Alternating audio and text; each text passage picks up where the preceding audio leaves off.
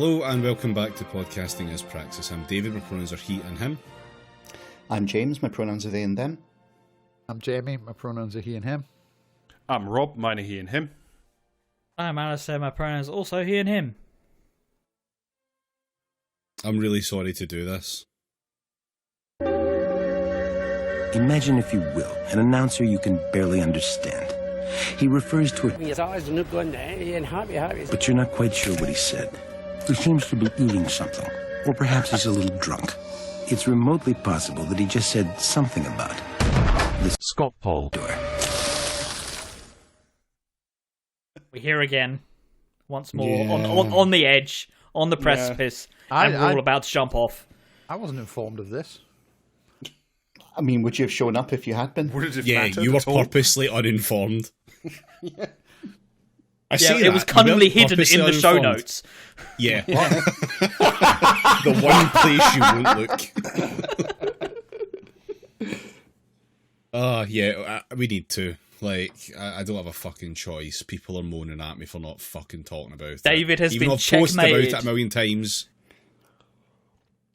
If I You do hear this, that? will you all He will leave me alone? capitulate. No. Yeah. You will. You don't want to hear about Scott Paul. I mean, it's becoming an object lesson in whenever the Scott Paul door gets opened. The conclusion is loads of stuff has happened, but nothing has changed. Yeah. Right, well, we could just skip this part then. It's fine. All right, well, that's been another episode of Podcasting as Praxis. Thank you very much for listening. It's been great. So there is catches after. There have actually been some changes. Yeah, there have, but there also hasn't. Like, because Scottish politics is only about one thing, and that remains completely unchanged. It's now about two things. It's now about gender. I mean, give it a few weeks, David. You don't know for sure. It's going to be interesting to say the least. Well, first off, I'd like to preface this by saying fuck you to the Scottish National Party and fuck you to the Scottish Green Party. It's their fault that I'm having to talk about this. If either one of them had done something different, I might not have to. So, get it up, you cunts. It's been ages since we've done any of this, so we might as well give like a bit of background as to like what's happened and Do you want me to run through it really etc. quick? No, I can blitz through it very quickly. Matey fucked it. Matey fucked it. That's the very short version. The Scottish Green Party were in a coalition. Do not listen to their fucking lies. They were in a coalition with the SNP. They'll say they weren't, but they were. True. And they are now not anymore because of a series of little things like gender policy and oil and gas and The things SNP that are being real. the SNP. And the SNP being the SNP, things that are real and matter, and that the Greens just kind of shut the fuck up and accepted because they're wet libs. But then, And they got the little placard that says like I'm a minister, and it's like they got Oh, yeah, the yeah. plug Yeah, post they it got the and, big boy post of... yeah. the way Yeah, the way the whole agreement worked was that two of the Green MSPs, which happened to be the co-leaders of the party, Lorna Slater and Patrick Harvey, got to be the ministers for knitted wool and plain yogurt, respectively, and that was enough. That was fine. That was enough to sell out the entire political power of the Green Party over, until the SNP took one step too far and deleted a spreadsheet titled "Climate Targets." Oh, no. Not the spreadsheet. I mean, so I've been busy with this for the past sort of little while, and there's a little bit more to it. Not that much Are you still more. in the fucking Greens? I thought, you Yeah, I'm mercifully still- left that bloody club. Give me a better party in Scotland to reluctantly join. Like that is my low bar. There really isn't. have that you much. thought about Hotel Caledonia rears its head once again. Yeah. Have you thought about just becoming like a Ronin, about like, abandoning your lieges and just roaming the Yeah, countryside? just run as an independent. Yeah.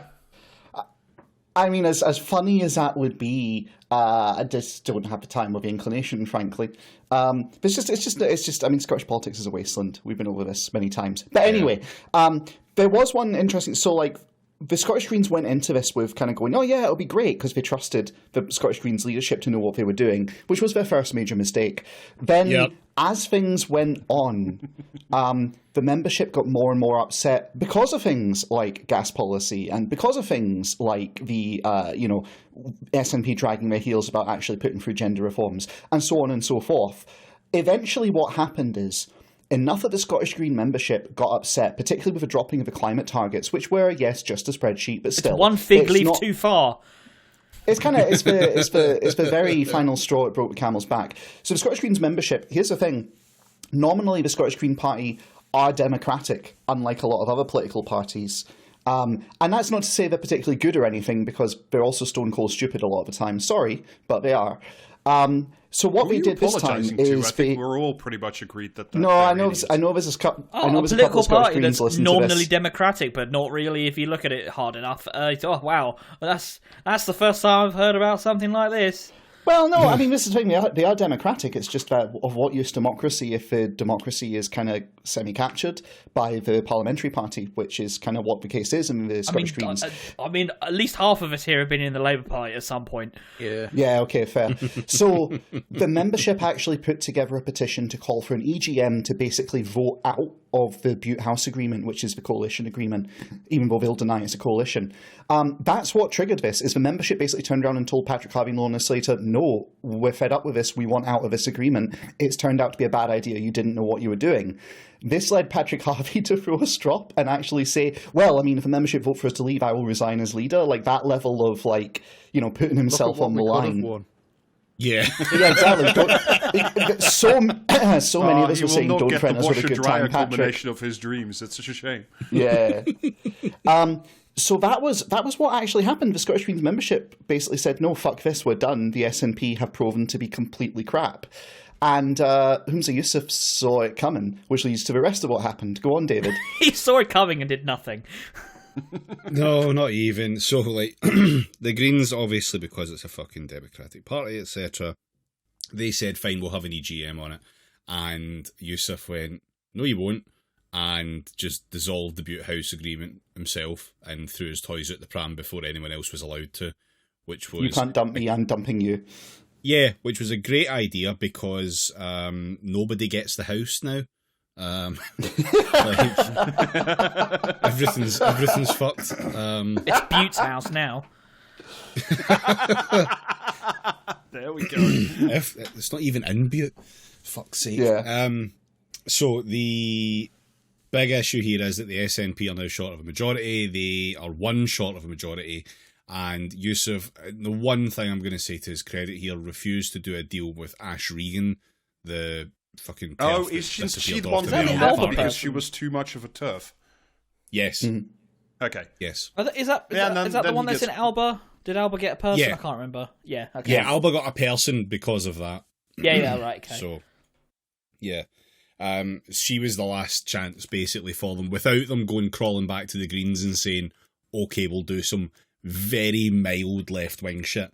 That was too far beyond the pale, as well as doing the outright TERF stuff. So, we're dead stuck in the centre here.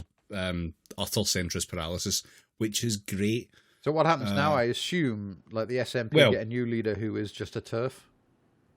Well, there's a couple of things I want to go through there as well. So, he does plan to resign. He's not resigned.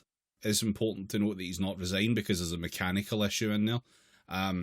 He's going to resign as and when they find a new leader.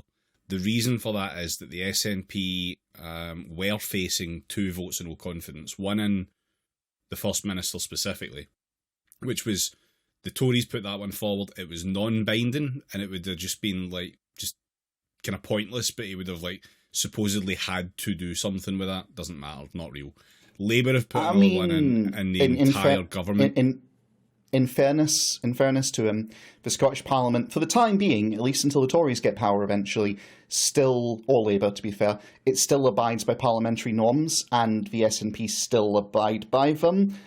So, yeah, it would he would have resigned, but you're right in that there's nothing forcing him to. It doesn't matter because he's going to do it anyway. But the point I was trying to make there is, like, I would very much like to not have the confidence as First Minister of my fucking political enemies. I feel like that would be something that I could be quite happy to stand up and say, no, I don't have their confidence because they're wrong. Like, but whatever, like, melt's going to melt. The second vote of no confidence, though, by Labour is one in the government. That one would actually be binding and would trigger an election, which would be very funny. Well, asterisk beside that one, actually. No, it would be funny. It would. Well, yes, no, it would be funny. You're correct. It's just that it might, as far as I understand, it doesn't immediately trigger an election. What it means is there's a chance for a new government to form first. Yes, there's a chance for a new government to form first, but that would not happen. There's, like, no way, shape or form the Greens would support that side of things either, so it would go to an election. This is the thing, all of this could be avoided if Yusuf just went back to the Greens and said, press Control Z. I'm sorry. Yeah. I'm not sure. He could have Actually, done that. He could have reinstated a spreadsheet and probably fixed things. So here's the inside. Like, have just like renegotiated with the Greens, saying, okay, you won't be my partner, like my dance partner anymore, but like just like do like sort of a confidence and supply thing on like the issues that they both care about. Probably it depends on the size of the ego of Patrick Harvey and Lorna Slater. Is this mic on, or am I just like talking into the void here? Because, no. I was just getting that point out before because I know your point's going to be long enough that I wouldn't get to make that fucking bit. No, it's that you're not entirely wrong, David. It's inside scoop. The Scottish Greens, essentially, like the parliamentary group, immediately took the huff and said we're voting against him in a no confidence, and they put that statement out right away. It was the most, like, genuinely, I and a few other members were sitting around kind of going, that was very quick. Couldn't they have taken the weekend to, like, talk it over and decide on the best course forward rather than immediately hammering that button? But nope, they put the statement out, they committed to it really hard. They would not have gone back to work with him under any circumstances. They were that pissed off about the whole thing. You need to put Humza Yousaf and whoever is currently mostly in charge of the Greens in the Get Along shirt, and then they can form a government. I think part of the problem is that Patrick and Lorna were working quite hard to win the EGM and put the whole thing to bed. They were totally 100% on board with keeping the high chairs, and sadly, no. He just sent, well, no. No high chairs for anyone. Also, the other reason is because they staked their personal fucking jobs on it as well. Well, at least Patrick Harvey did. Also, it came out that when Humza announced it to his cabinet, the cabinet were banging on the table in approval at him firing them, which makes it pretty damn hard to then go back into that room and work with those people. So they totally, like, this is like the SNP shot their own dick off with this because they pissed them off that bad. Like, here's the thing: they could have fired them in a more, like, shall we say, kind way, and there might have been the chance to do what you say, Rob, and like try and agree, right, okay, well, we're not going to do government, but can we do confidence and supply or something? But no, he decided he was going to essentially appeal to his right wing, and so how do you appeal to a right wing? By bashing the hippies. So really just stupid politics at the deepest level. You gotta love a liberal, don't you? Mm-hmm. Wow, a real return to type. Who could have countenanced a liberal siding with a right wing over a left wing? It's not happened before, folks. No, this is the first time in human history you've seen history in the making. Yeah. It's not to be fair, though, again, Yusuf didn't necessarily side with his right wing in the aftermath of this. He sided with basically nobody. And is a man alone, which is a great look for the guy in charge of the biggest political party and the government. So, quality stuff. So I said that he hasn't actually resigned yet. He plans to resign. The reason for that is that there's a rule that if the First Minister resigns, they've got 28 days to be replaced. If they can't be replaced. There will be an event known as the quickening. Is that the... Pretty much. John Swinning is the one. The 28 days rule, if they don't manage to select a new First Minister in that 28 days, then it's election time. And if the SNP don't have a leader at the start of election time, they're fucked. So this raises an interesting one as well about this Labour vote. Like, if the Greens do shit the bed on this, and I think there's a non-zero chance that they will, and they go, oh yeah, no, we're not gonna put no confidence in the government as a whole. and they give them time to get a leader, they will be shooting themselves in the dick this time. And it's the Greens, so don't rule it out.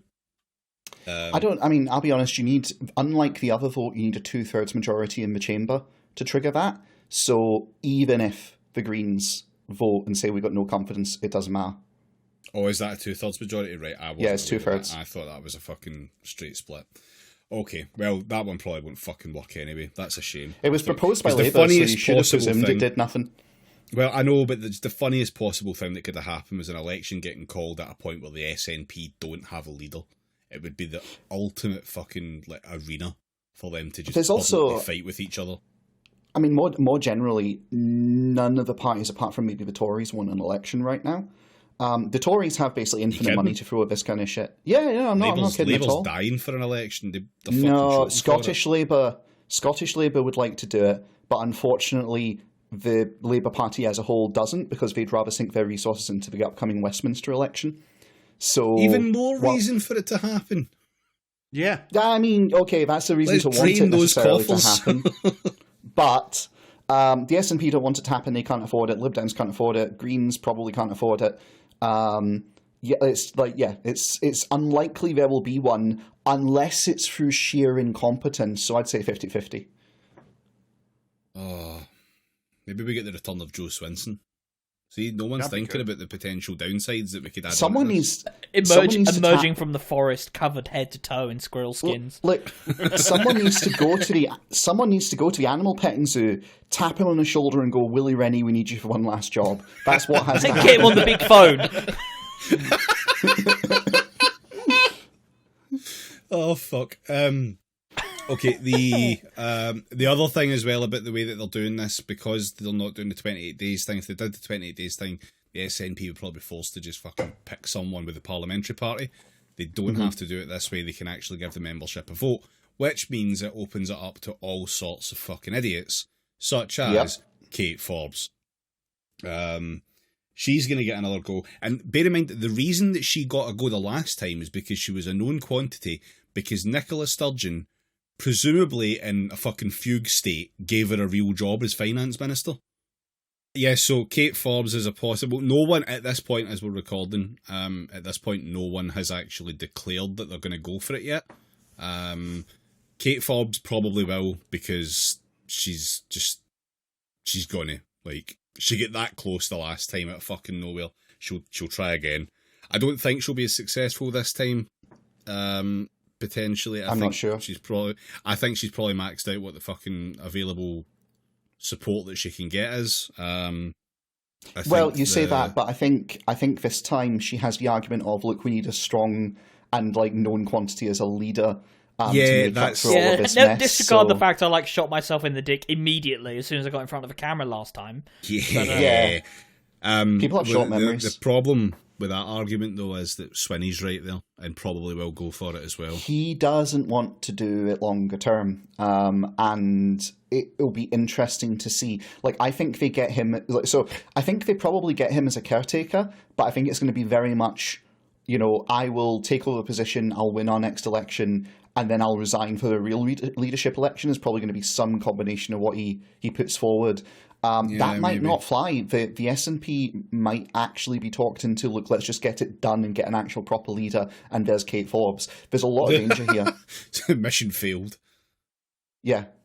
There's also, to be perfectly honest, the left of the SNP has been pretty pissed off by a lot of what's happened. A lot of the left, inexplicably, a lot of the left in the SNP... There's more than you'd think. They are exactly as pathetic as you think. But the left of the Green Party is angry. Well, it seems like they have certain things in common. So under different circumstances, I think the Greens could probably have hoovered off a lot of the SNP's soft left off the back of this. I don't think that's going to happen. If my mum had wheels, Yeah, I know, right? Yeah. She'd be ULEZ compliant. Right. And therefore must be banned from London.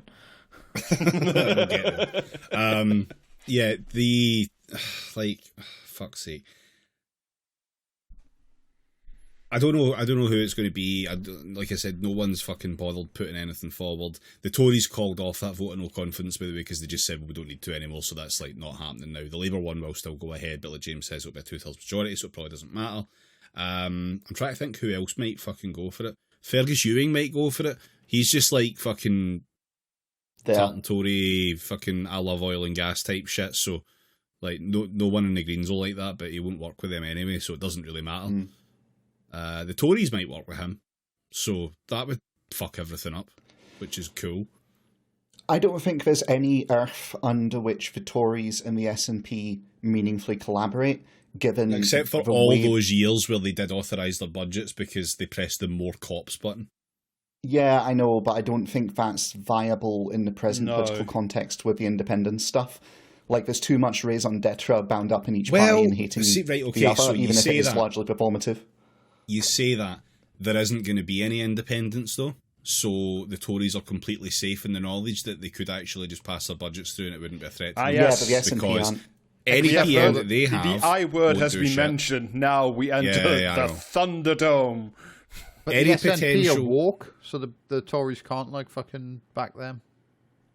Yeah, but they're not, especially if Fergus Ewing or fucking Kate Forbes becomes leader. No, but there was one spreadsheet between them being woke and not woke. Like, I mean, this is the thing, though. It doesn't matter whether the SNP are actually right-wing or not. In terms of the performative positions they've staked out in politics, the SNP are centre-left and the Tories are right. And the Tories are against woke and the SNP are woke, etc., etc. So, like, their actual political policies don't really matter versus the narrative they tell the electorate about who they are. Yeah. So I don't think they work together. No, well, I don't think they can swing it now. None of that actually matters because this is Scottish politics and no one knows anything about it except for the worst kind of fucking nerds and me. So I know what I did. Yeah, I know what you just accepted it. I embrace the chaos. Yeah, but like, all of that shit is irrelevant because, like I say, no one actually knows or cares about it. If the Tories were to fucking pass through a budget because they very sensibly did a confidence and supply agreement, which another smaller party should have been doing this whole fucking time, they could get the more cops or more gender cops if it's Kate Forbes. Like they could have whatever they fucking like, and they'll press the big approve budget button, and that's it, job done. And all they need to do is shout and scream. They just need to shout and scream at the SNP for the rest of the time. Quietly press that button when it's good for them. And that's it. Honestly, David, it's going to be the Lib Dems again. It's going to be the Lib Dems again in that kind of arrangement, almost certainly. Because Labour won't do it because Labour pathologically hate the SNP in a frankly irrational way at this point. The SNP and Tories can't work together because of their own bases and their own political narratives. The Greens have taken the huff incredibly hard. So, and, Alba's being frozen out for obvious parliamentary political reasons, which just leaves the Lib Dems who, they're quite cheap to buy. Like, in the grand one big phone, a big chair, things like this. Yeah. 5p on a plastic bag. Yeah. Novelty furniture, that's all it takes. Yeah, that's true, but I don't think there's going to be enough of them potentially, depending on the results of the election, because again, independence still hasn't happened, and we keep being told it will happen, and there's no obvious route to it, and the SNP are going to, and this is the key reason why I want to actually be talking about this just now, is they have to shift to the right at this point, because they've gone as far left as they possibly can in the broad church. It's not working anymore. The continuity candidate for Sturgeon's as far left as they can possibly go while still capitulating to the right 90% of the time isn't fucking good enough anymore. The only direction they can move is right. It's Blairification.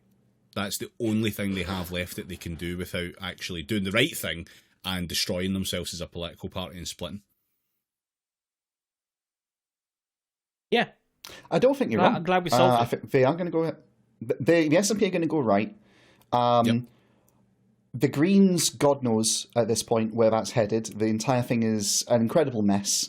If the Greens want to do something actually fucking useful at this juncture, what they should do is press every fucking lever. An oil pipeline. Yeah. Now we're fucking talking. Yeah. What they should do is use every democratic lever at their fucking membership disposal and get the fuck rid of Patrick Harvey and Lorna Slater replace them with some actual left-wing organisers, and prepare to do a very, very from the left campaign, because it's they're not going to do the way it. They're going to increase their vote share. I know they won't do it because they're fucking Greens. 90% of the party are fucking hippie melts. I know this, but like, either seize power and do something with it, or set up a new fucking party and hoover that for the left. It's the only option that they've got, because otherwise everything is just going to turn into fucking stagnation. And once again, we can happily and easily say Scotland is 30 years behind the rest of the world. Or, hear me out. What if the Greens seized control of the radio and the TV stations and the police stations? Well, and presumably also the monopoly on violence. What if they did that? Oh, that might work. Then Lisa Nandy's going to have words. But no, it sounds like I'm opposed to what you're doing. it sounds like what Scotland needs is a more northern independence party. Yes. Orkney independence. Yeah. I'm here for it. Yeah, we don't. That exists. Like, sorry, hang on. Orkney independence movement actually exists. It's I'm tiny, cool with it. but I think they should get it. It's real. I am down to clown, as the kids say. Look, we just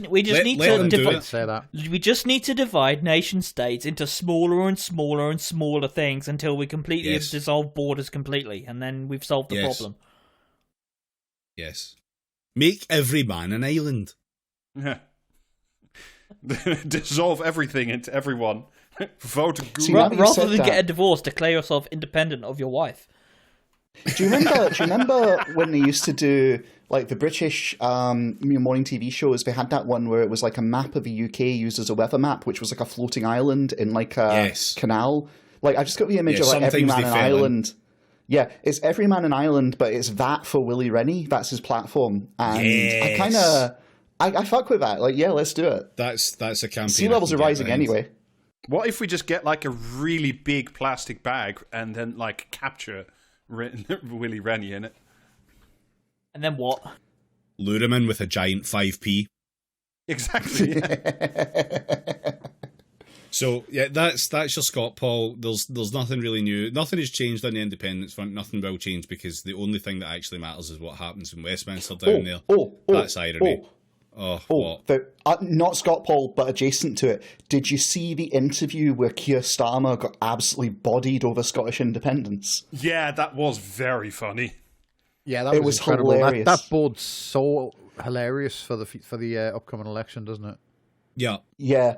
He just cannot, like, that interviewer just walked him through the most basic kind of, right, let's examine Labour's position on Scottish independence, just really light, gentle stuff about democratic mandate and people getting to choose their future, etc., tying it to Brexit, and he just fucked it immensely. It's fantastic. I'm very excited for the next general election now. Yeah, he's going to be dog shit. It's going to be really funny. It'll happen right after the election. George Galloway fucks him. It'll happen right after the election, because the media's determined to help him over the line. That's why I still think he's going to win. But it's like 2 days after, he's going to sit down for like his next chat with that fucking cunt Harry Cole, and he's just going to walk straight into the fucking buzzsaw, and he won't understand why it's happened. It is fucking great that Keir Starmer is Labour's Boris Johnson, but without any of the, I use this term advisedly, charisma. Yeah. Yeah. I mean, like, the George Galloway thing, like, George Galloway is an awful cunt, and I hate him, and he should fuck off forever, because he's a fucking, like, fascist that plays about with the colour red. But I'll point out that Keir Starmer is also a fascist that plays about with the colour red. So, like, functionally, the one of those two I want to see destroyed more is Keir Starmer's Labour Party. Like, at the end of the day, I'm still not going to vote for fucking Galloway's mob. I don't give a fuck. Like, you never not good enough to get me anywhere. Because I simply will not be voting for fascists. I think at this point, electoral politics is just not for us, is it? No. We're not invited to the dinner party, and that makes me completely indifferent because it's shit. Yeah. Do you want to come around and have dinner at mine? We'll start our own party. Yeah. Aye, all right. Everyone bring your Prince Andrew plate sets. Yeah, exactly. I look forward to sitting down at the other end of Rob's fucking 60-foot dinner table in the Great Hall. Yeah, we'll just holler at a tiny other. plate. The plates are normal size, they just look small because of the size of the table. All of us getting around the table to record the next podcast episode at 500% volume. Yes, let's do it. Oh dear. Well, I mean, to that's be the fair, Scott Paul. that would imply that the microphones are all in the middle of the table, and I feel that's just poor, Yeah. No, I was implying we're production shouting to hear values. each other. We've got headphones. Yeah, normally we just shout over each other. It's much more efficient. It's true. Yeah. Anyway, that's the Scott Paul. You can all stop asking me for more Scott Paul. Fuck off until there is more Scott Paul. Thank you. Yeah. This was Bullshit. your Give it a few Scott Paul weeks. until we determine that something has happened. Yes. Or alternatively, if you annoy David into it, then that's When the other I way Scott Paul determine. happened. Yeah. But nothing will happen for a while, so don't get you excited. You are incentivized to annoy David about it. Yes, That's what Rob's saying. that is exactly See, that sounds like a clever way to get people to annoy me, right? But people generally already annoy me, so it's just background noise at this point. Yeah, but do more. David's like that maybe guy it'll that's work. punches himself in the face like 100 times a day, so that he gets all those calluses around him. Mm-hmm. Yeah. Yeah. The only way to Scott Paul runs through David, and annoying David specifically. So, do with that information what you must. Yeah. Or just Watch get it better bounce hobbies. ineffectually off me. Yeah, Jamie, or indeed just get a better hobby. That is also something you could maybe do. Yeah. Care about literally anything else because it will be more interesting. Right, shall we talk Anyway, about anything else then? Anything else, please, yes. Right. I hear Games Workshop has made Space Marines gay. Yeah, no, actually they did. Yeah, fuck it, let's talk about that instead. Yeah, because giant burly men who like eat each other's organs to gain superpowers is just extremely straight the whole time to begin with. No, they are. Apparently, they are woke because they've said that some of the giant mutilated supermen of the far-flung future are actually women, and that's not woke. Yep. If you add women, it makes it gay. Yeah. That's just for Yeah. rules. Yeah, that's what Andrew Tate's been saying saying lately. Apparently, It is. That's the thing. the gayest thing you can do: have sex with a woman. Yeah. Oh no, it's. I mean, that's I the saw something natural else today. endpoint for the Apparently, manosphere. cooking is also now gay and bad for you. Yeah, I saw this. Like you should just eat Yeah. your steak like burnt to a fucking crisp. You should just tip a bag of Oreos onto the floor. Yeah. And eat it like a manimal. You piece of shit. And Manimal, surely. Of course. Yeah, that's. I'm reading. Sadly, I'm reading the mail online, but that's where you get this stuff. It's an exclusive actually. Where the first line, Jesus Christ, it's woke hammer ! Oh, by the way, I think I know what article you're talking about, and for a Yeah. starter, the banner image they use on that article is from the wrong game. Yeah, it is. So Yeah. They use like a bunch extremely- of skeletons or something. No, it's it's from 'cause Age of it's Sigmar, Warhammer- not 40k. Yeah, Warhammer 40k is where it's gay now, but regular Warhammer with the orcs. But like, well, I suppose they both got orcs to be fair. So Yeah, that's why I said skeletons. Yeah. But, and I realised after I said it that they've both technically got skeletons if you count fucking, like, you know what I mean? If you count copyright theft from James Cameron as a skeleton. But yeah, apparently they did a tweet saying since the first, not even Space Marines, let's not go into too much detail, but let's just say Space Marines were created, there have always been female Space Marines, and this apparently has like, and they used female pronouns for her, so it's worse now. Fucking hell. Well, do you know what I mean? If I wasn't poor as shit and the fucking, like, the little wee fellas didn't cost like 700 quid a piece, I would buy some and like paint them all with purple hair just to annoy everyone in Games Workshop. And when I say in Games Workshop, I mean like when you go in to play a game in Games Workshop. Yeah. What I love about this is the like really crunchy, awful fucking regressives have all been going, but you don't need women Space Marines. You've already got Adeptus Sororitas, aka the nuns. So yeah, great, love it. Anything that pisses these guys off.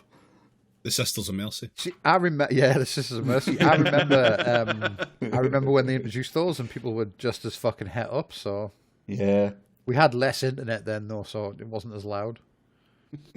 Yeah, you had to send letters into magazines. Imagine if you can imagine such a thing. Yeah. Yeah. But Was the only way to apparently you post could still before buy social media? Games Workshop miniatures in Russia via their subsidiary in Cyprus, which is incredible. So apparently now, if you buy miniatures, you support Putin, you know, and you won't be allowed to play against Paul Mason anymore. Oh no. Paul Mason big on that Settlers of Catan because it's got settlers involved in it. Story, I come to Athens, I've got wood. You're not thinking about the Horus Heresy from a Marxist perspective.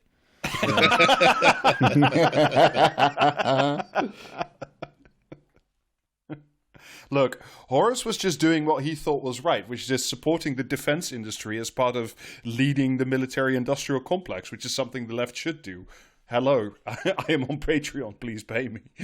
Yeah, You won't believe what the Emperor found in that fountain. I reckon Paul Mason is like an Imperial Guard player, but specifically the ones with the pith helmets that they did at that time. Yeah.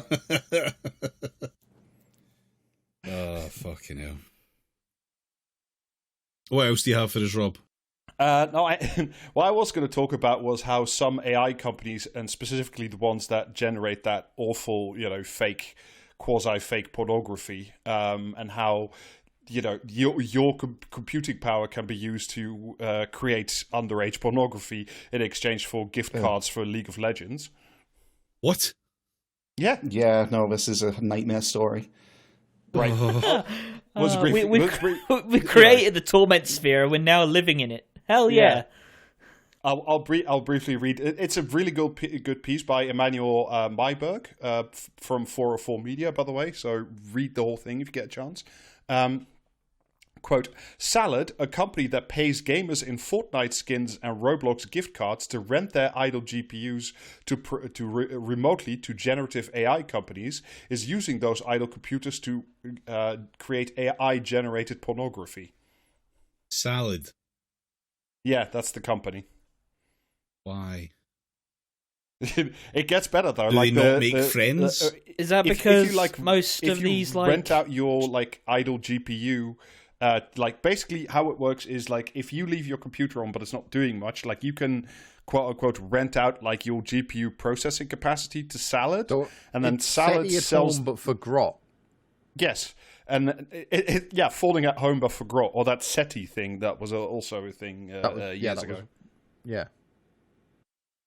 Yeah, and then like so you quote unquote rent out your GPU capacity to Salad, and then Salad like wraps a whole bunch of your like GPUs together, and then sells that on to like AI companies, AI generating companies, and specifically the ones that do like, you know, image creation.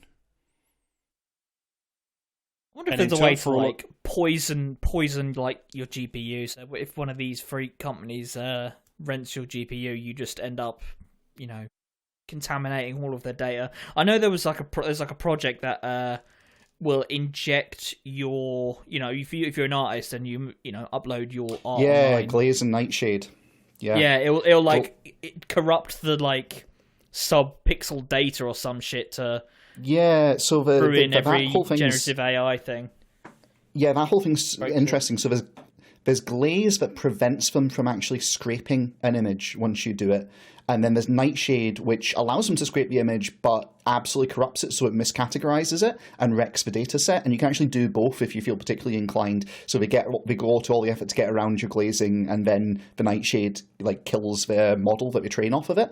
Unfortunately, Alistair, you can't really do these to distributed nodes of processing power. Yeah, because it's not the data set, is it? You're just providing the processing for it, so there's not really any fuck it up. And there's besides, checks even and if you did fuck validations it involved. up, Tell my GPU to work to rule. I mean, yeah. But even if you did that, what are you going to benefit from it? Like some Fortnite gift cards? Yeah, basically. Nothing was gained of value. Well, it's incredible. So you rent out your GPU space. They do a whole thing, and then you don't get like paid in dollars or euros. You get paid in like company script that you then have to sell. Fortnite gift cards, which you then have to take down the park and trade to teenagers for drugs. Yeah, but the thing is, the store where you buy the gift cards is called the Salad Store, which is just fucking incredible. Fuck off! Why is it called salad? I'm really hung up on this point. I don't know. It's just everything's shit, David. That's why. I know. I think it's probably an attempt to sound innocuous. Yeah, so like basically, but Salad is just like the middleman, right? They just bundle a bunch of different GPUs together to sell it on to like the image generation companies. But like, in order for you to like rent out your GPU space, you do have to like sign an agreement, and like you're automatically opted in to saying, yeah, you may also generate like AI pornography on my computer, including the stuff that's like gotten people into like massive legal hot water recently. You know, like the deep fakes of Taylor Swift and stuff that like really got people slapped over the head a little while ago. Yeah, and also, just be quite frankly, not because of Skynet, but just because they're all fucking like, do you know what I mean? They're all just like incredibly horrible nerds with no like fucking concern for the environment or consent. Do you know what I mean? Yeah. Yeah, the Butlerian Jihad is a movement against grognards. Yeah. I mean, it gets a little deeper though. So this is from the same article, but also from a different investigation that they ran. So at least one of the companies that uses Salad for like that runs CPUs through their program to do like compute power to like create AI images. That company is called Civitai, and that makes it really easy to like not only generate like non-consensual pornography at home, so also like fake revenge porn. It's also that kind of stuff, but also content that quote could be categorized as child pornography.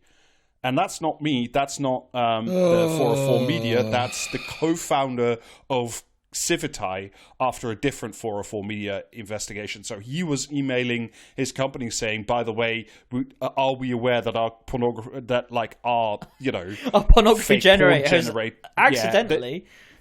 They gave some prompts which I'm not going to read out, but they were very basic and very simple, and you could generate like AI underage grot. I'll leave it with those descriptors.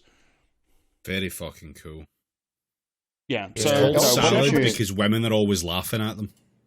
It also shows you how stupid these guys are, because if you're a CEO and you discover that your stuff is potentially being used in that way, don't fucking put it in writing. You walk down in person and go talk to the engineers and go, how do we stop this? And you don't put anything in writing until you've already got a solution. And then you pick up your sledgehammer and destroy the servers. Yeah. Then you use a sledgehammer on the servers and then on your own skull. But, like, sorry for the edit, Jimmy. That's not the best. But yeah, like this is... That's not an edit. That's fine. No, that's fine. Well, the problem is this has been... This sort of stuff has been going for a while, and like all the reputable companies, and I use that in the loosest, like advisory, as Alistair said before, all of them can afford their own clusters, can afford their own machines. So if you're renting out your own personal hardware, which, let's be real, it's kids that are doing it because they're targeting them with Fortnite stuff, then it's going to be these really scummy kind of organizations which can't get the data processing power anywhere else, which are going to be making use of it. So this is what you're going to get. So... Excellent. Can we just accept that we're not doing this now? Like the AI is just a busted flush. Can we not just please invent the next NFT? Please do something. They'll have come funny. up with some other thing that like murders the Amazon rainforest for no fucking reason in it. If you give them another 20 that's minutes fine. or so. Honestly, so long as they do it before Microsoft starts putting this shit in my fucking Windows. Like, I can't be arsed with the special Bill Gates AI watching everything that I'm fucking doing because we need to, because it's easier. What if I wanted to know what I was doing 20 minutes ago? I don't have memory, honestly, it's a good thing that the computer can tell me. Honestly, that thing you're referencing there, which is that the next version of Windows 11 is apparently going to have AI Explorer, which is like basically a fucking like complete spy capture system. Yeah, it just like monitors every keystroke and fucking like website visit and everything your computer does and logs it all, so that you can go on the computer and go, computer, show me my emails, and it'll fucking, you know what I mean, show you your emails. Show you every email you've ever received. Already, though. Yeah, do you know what I mean? But it's going to be able to do that. And like but worse? one of the suggested things it can do is remind you of which website you were visiting earlier in the day. It's like, this is going to cause so many divorces. Yeah. Does anyone else remember that period in history where you would download software specifically onto your computer to see if you had any other software that you may have inadvertently downloaded that is logging your keys, tracing your IP, and things like that? Well, now let's just install that shit on purpose. But the thing is, though, imagine how like incredible it's going to be for hackers. When you get access to someone's computer now, and you can just say, "Computer, I have forgotten my bank details." Yeah. It's great, like. Yeah, but David, there is Computer show me incriminating things. But like what you were saying about like how we move on to the next thing. So I think this is sort of the regression to the mean for all this, at least the AI image generation bullshit.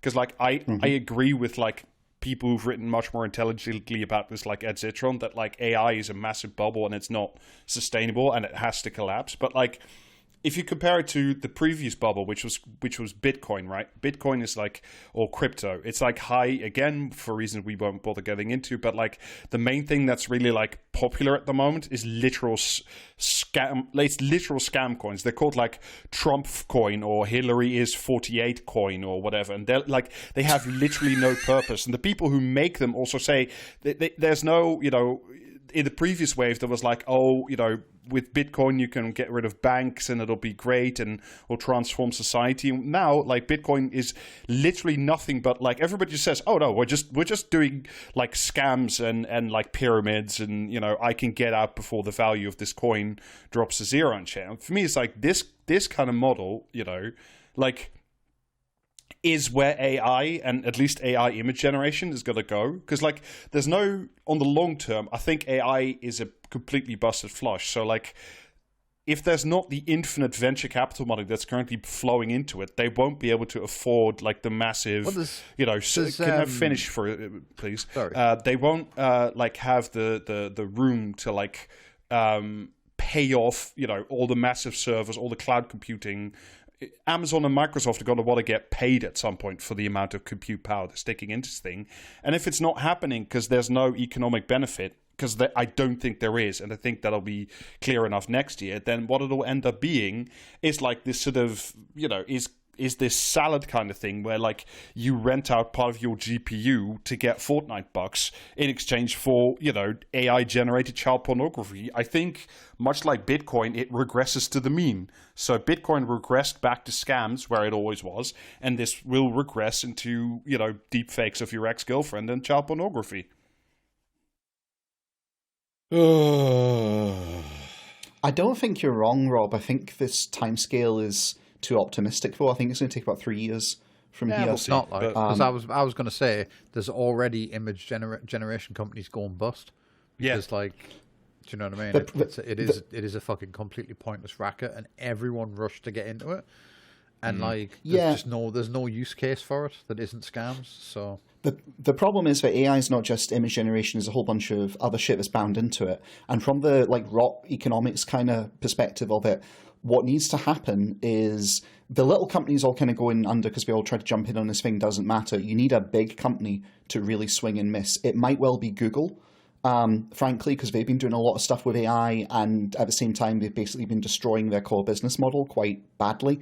So, the only problem is that's going to take time to shake through. Getting a guy who used to be head of ads to be in charge of your search engine, and that's just had no ill effect whatsoever, has it, on business? Yeah, exactly. But the problem is that takes time to percolate through. So, like, from if you are a CEO, all you need is to be able to point to some success stories of AI making savings. Doesn't matter if they're short term, and you can keep the train running.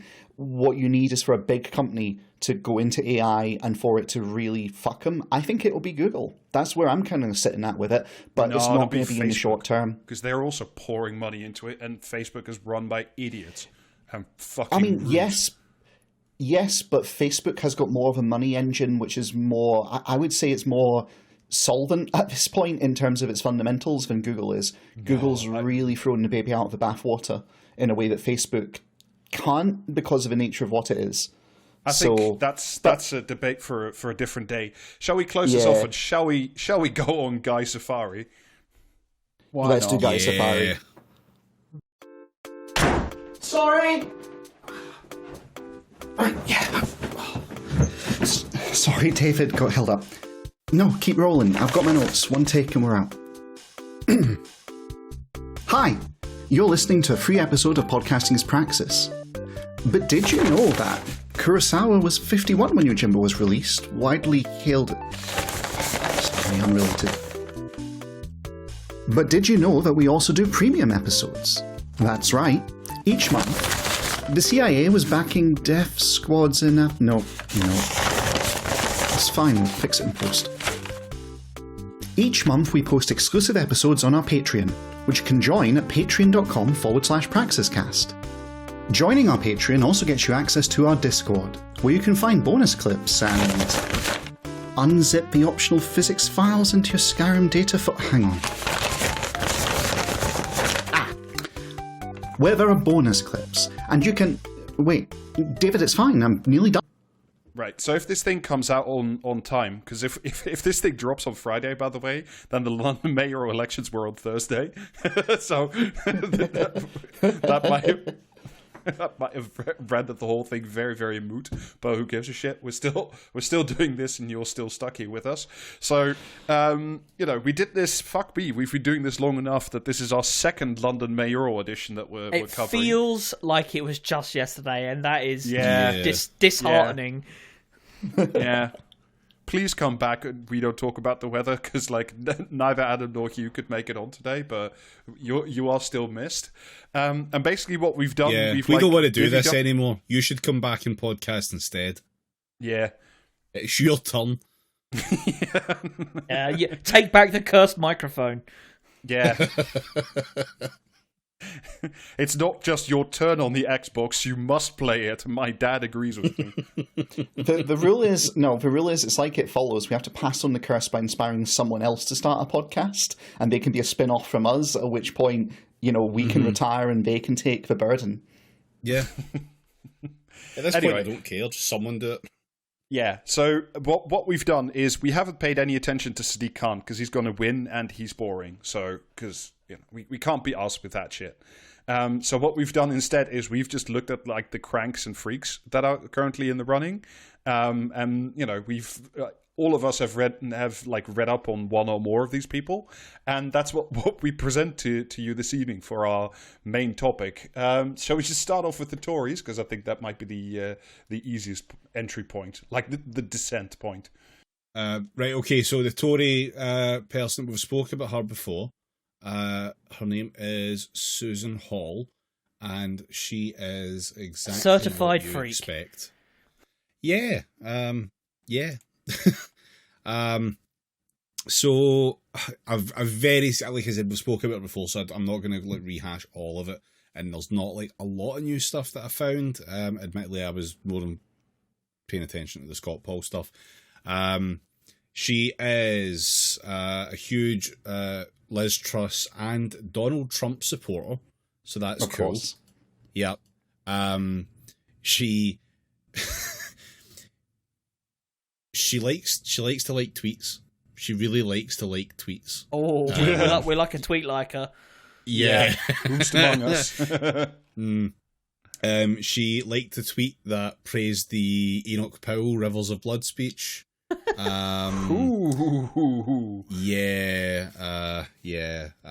liked tweets that described Sadiq Khan as, quote, our nipple height mayor of Londonistan, and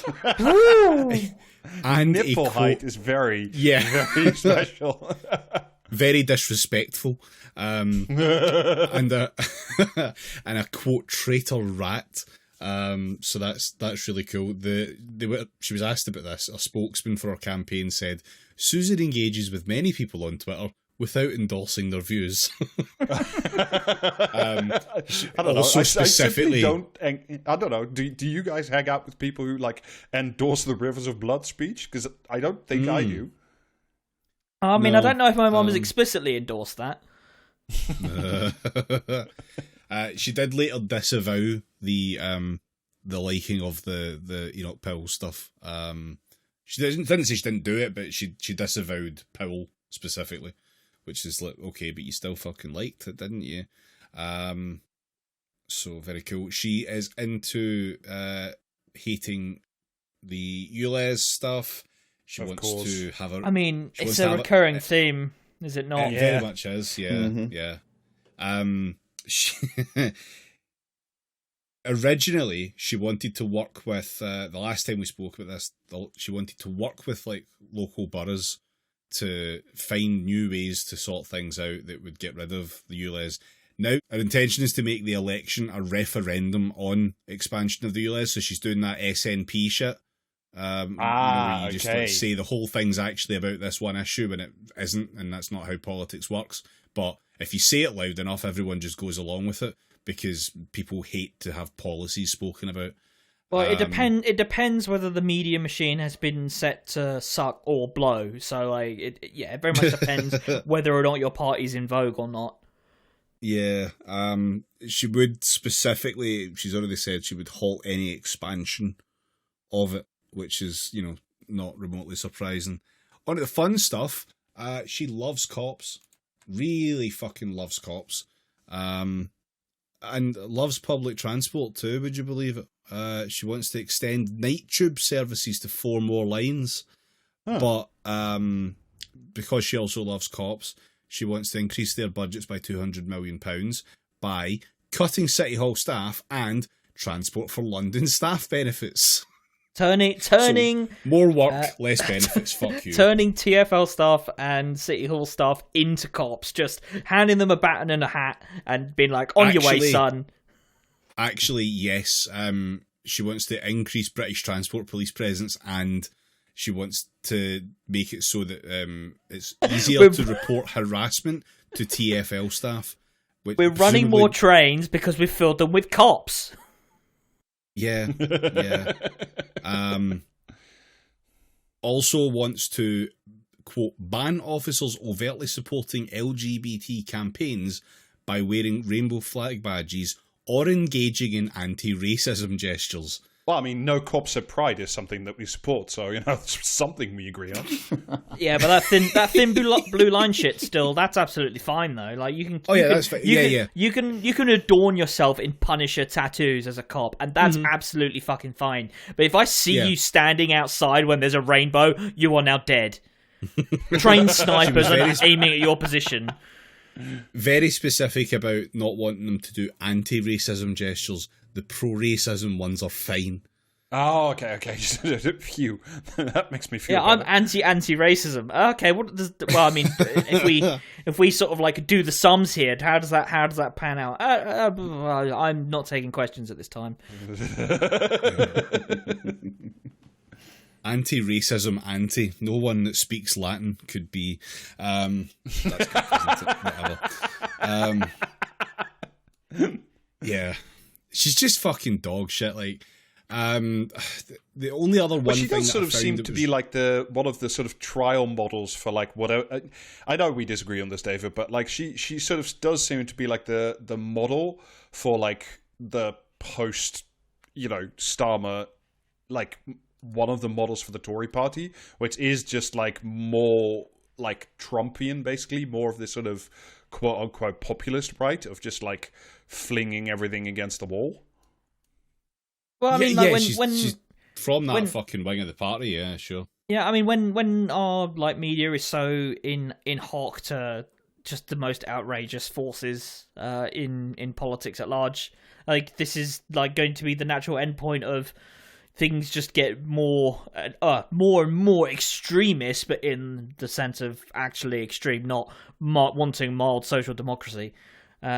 So yeah, like enjoy your like sarcastic terrorism, which is gonna come as a result of fucking idiots like What's her name again? Susan Hall. Susan Hall. Yeah.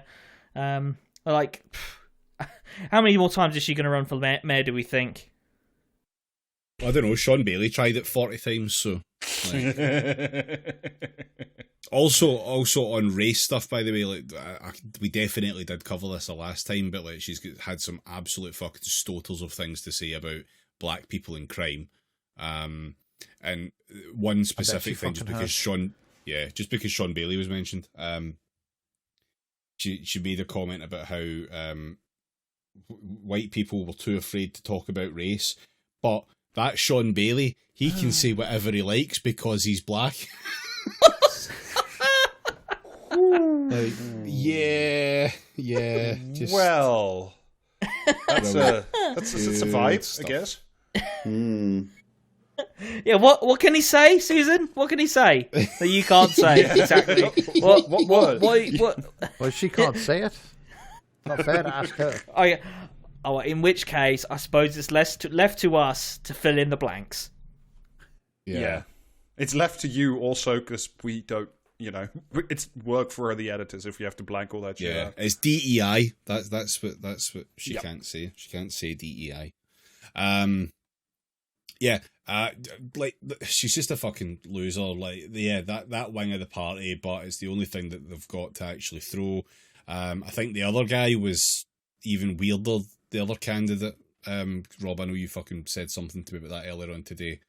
It was Daniel Korski, if you remember. We did that pod with Lila, where he's the guy who wanted to turn off all of London's traffic signals at night because they were just living and waiting for no good reason. Yeah, he also, but he had one more. He had, even though he wasn't picked, I do want to mention one more bright idea he had. I've just lifted this off Wikipedia because, effort. Quote, Korski said he wanted to plant trees, electrify buses, and refer to, quote, large ventilators on billboards that suck the pollution out of the air, like in Peru, as a better solution than you, Les. Okay. Do you know what? Every single solution that these extraordinarily reactionary people have to like air quality and climate catastrophe, if they even believe it's a thing that's happening, are always, like, to a person, completely and utterly insane. Yeah, just massive hoovers. We just need massive hoovers. Yeah. If we just make massive hoovers for bigger. that. Massive Dysons you can wear in your face for coronavirus. Everything can be solved with airflow. Yeah. Yeah, and if your problem is you haven't got enough pollution, we have a Hoover that does both sucking out the pollution and providing the pollution. It's great. And if you remember that old Brexit article that we read, now we can have Hoovers up to 1,500 watts, so we'll be even more efficient. Oh, Jesus. Spaceball solutions to all our problems. Loving this. Anyway, shall we wrap up on Susan Hall there? She's a Tory, but just terrible. She's also not going to win. Yeah, she's shit. She's probably not going to win, and she is also. You've seen like 20 identikit fucking versions of her in the Parliament anyway, so like whatever. Yeah, I had just had a quick look. As of today, Sadiq Khan is like the polling is 47% Sadiq Khan and 25% Susan Hall. So I like those odds. We're never going to get to see those big Hoovers. Yeah, shame. Oh well. So we just take a step down then from the Tory party and talk about reform? Yes. David, hit it. Fuck you, London. If you're dumb enough to buy a new car this weekend, you're a big enough schmuck to vote for Sadiq Khan. It's Howard Lightning McQueen Cox. Yes. The man who has become the human avatar for the vehicle. It is incredible. It's like Animorphs, except it's a car at the end. It's completely and utterly devoted to the car and the car drive and like the motorist. It's fucking great. So there's a bunch of stuff. So like, I mean, also loves cops because like he's so on his website the first The first policy proposal is triple visible policing levels to reduce crime and antisocial behaviour, and make London every streets. home. Yes, that's right. At every street corner, there is going to be a police public access point in busy consumer locations throughout London. Just more cops. Yeah, it's great. I mean, like Oxford Street, I guess there's going to be like a little booth with a bobby with a big hat on and a truncheon, so that you can. Oh, right, okay. I thought it was going to be like a phone box, like with a bat phone in it, so you can call. For it's emergency police. What did they call them? Police what? Police public access points.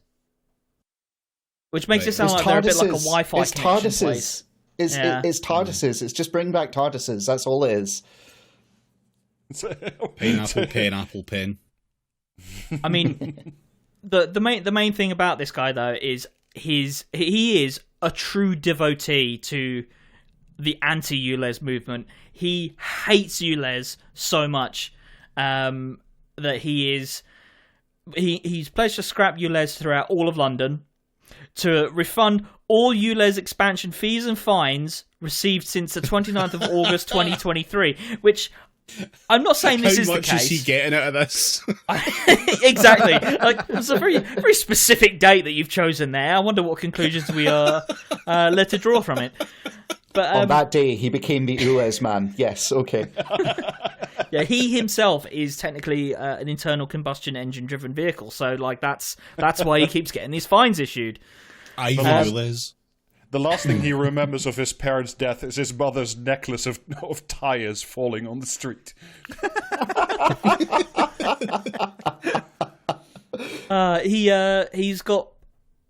He pledged to remove low traffic neighborhood zones, 20-mile-an-hour zones, needless road restrictions, pinch points, floating bus stops, and excessively wide cycle lanes. Excessively wide. More than a centimetre, I'm guessing. Yeah, I mean, wider than a tile. The man loves his four-wheeled vehicles. It's truly a sight to behold. I mean, so there's a bunch of so he has basically claimed that he's personally responsible for the last several years of fuel duty freezes. There was a quote. Go on. Him personally. He's yeah, the fuel duty Batman. So I've got a quote here for you. He says, "For over a decade, through my Fair Fuel UK campaign, I have been successfully campaigning for motorists, bikers, van drivers, cabbies and truckers. Reform UK has always been a close ally of Fair Fuel UK. Without that work to freeze government's fuel tax policies, petrol and diesel prices would now be as much as £1 higher per litre. My campaigning has saved motorists huge sums. At these level of fuel costs, UK PLC would now be in a deep recession, unemployment higher, inflation even more through the roof, and thousands of businesses going to the wall." Well, I'm very glad to hear that the UK business sector is right and okay. I will not inquire about this any further. Shut up.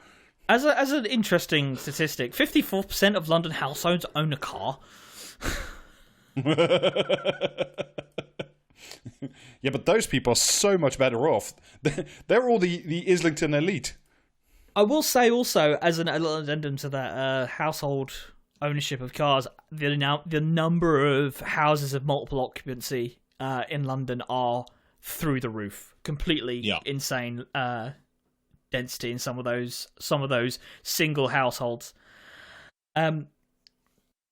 So there's a he's also like a small business guy, which I think is great.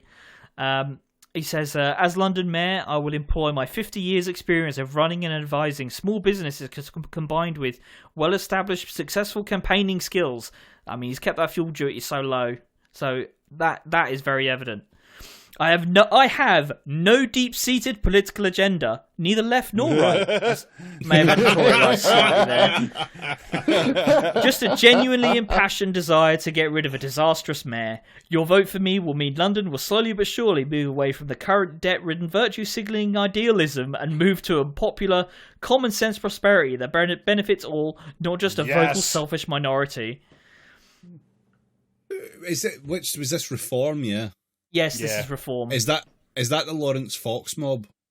No, that's... Or is that Reclaim? Reclaim, yeah, that's right, Reclaim. Right. Reform is the post-UKIP one, aren't they? Yeah, it's UKIP. Brexit. It's Brexit Party, yeah. Reimagining. So, like... Getting with that shit's muddled up, it's fine.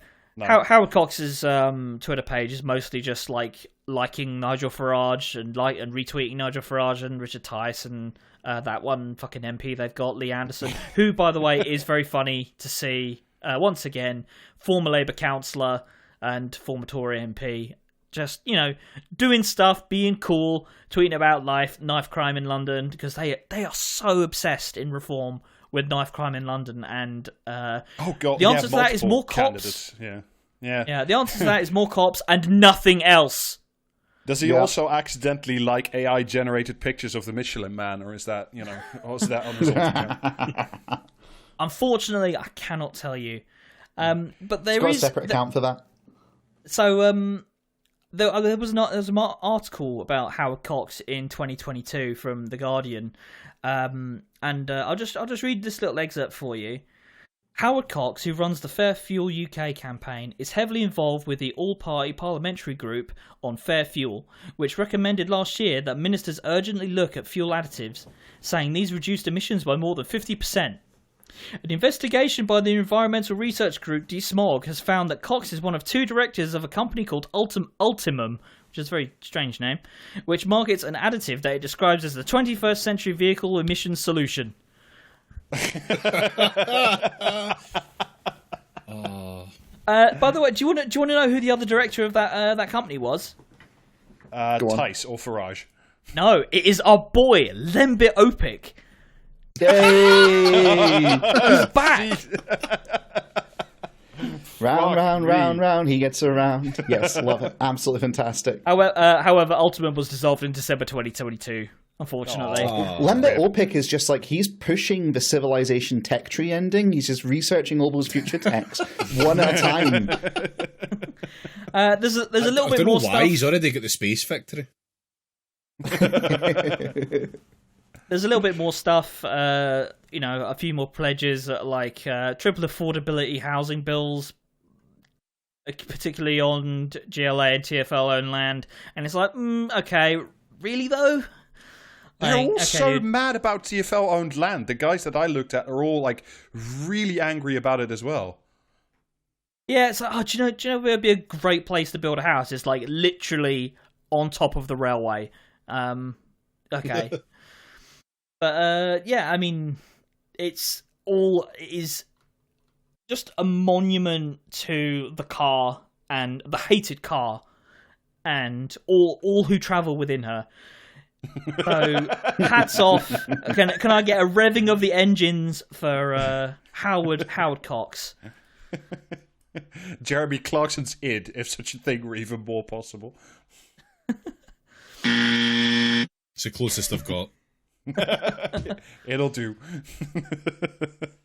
I do find it interesting how every nominally, well, not even nominally, just like reactionary party is so anti-ULEZ. Like we had Susan Hall, and I'm pretty sure every other party except technically Sadiq Khan, because he is not, despite evidence to the contrary, literally an embodiment of the Labour Party establishment. He does seem to have like one or two ideas. There is a Green Party candidate I'm pretty sure that she'll be in favour of. Yeah, but like every I mean, so Sadiq Khan obviously has implemented some ULEZ stuff, but like the Labour Party, God, they, like when it suits them, they fucking love laying blame at the foot of like the ULEZ expansion, Because back when they didn't win one of the by-elections. Was it Reslip or something? It was Boris's old seat. They immediately threw Khan overboard and said, "We'll look again at you, Les." Yeah, and they did something similar in Bristol, like today or yesterday, where it's not called ULEZ. I can't remember exactly what it's called, but because the polling in 1 or 2, I can't remember again specifics of the constituencies there, are rather favourable to the Greens versus Labour. Again, they are laying the blame of this at the foot of Bristol ULEZ, and it's like, okay, maybe have an idea. Do you know, it's kind of funny, actually, because in response to you saying that, David, I went and looked up, and the Green candidate in London is called Zoe Garbett, and I just looked through their little thing. They don't mention ULEZ once. That's a once. Doctor Who villain. That's not a person. Come on. Well, they don't mention they totally duck it by the looks of it. So, yeah. Can I just go back to what Alistair said? So, because there's a couple of areas that look like they're going to shift to the Greens, that's the fault of ULEZ. So people think, or Labour thinks that people think the Greens are less likely to do ULEZ than Labour. Well, Am I understanding that right? They were saying that the Greens have refused to rule out an expansion of the Bristol version of ULEZ, and they're not. The MP isn't. No, the election's not even started, and we're already blaming ULEZ that hasn't been expanded for what exactly? You know. The smacks of Akehurst. Oh, God, yeah. I mean... Yeah. Incredible. They're all so mad about ULEZ. It's really and it's like most... I don't know. I don't live in fucking London. None of us live in fucking London. But, everybody who seems, vaguely normal and is, not like the reform guy is just like, yeah, it's fine. It's less cars in my neighborhood. I don't get run over so much. It seems to be okay. It genuinely doesn't seem to be much of a thing. It's pretty funny because I read through all the independents and went on the websites and read their stuff, and I also read some of the smaller parties, and with the exception of the Greens, and also the Animal Welfare Party, with the exception of those, most of them are pretty much either explicitly or implicitly based on their policies anti-ULEZ, really strongly. So I don't get it either. It's very weird.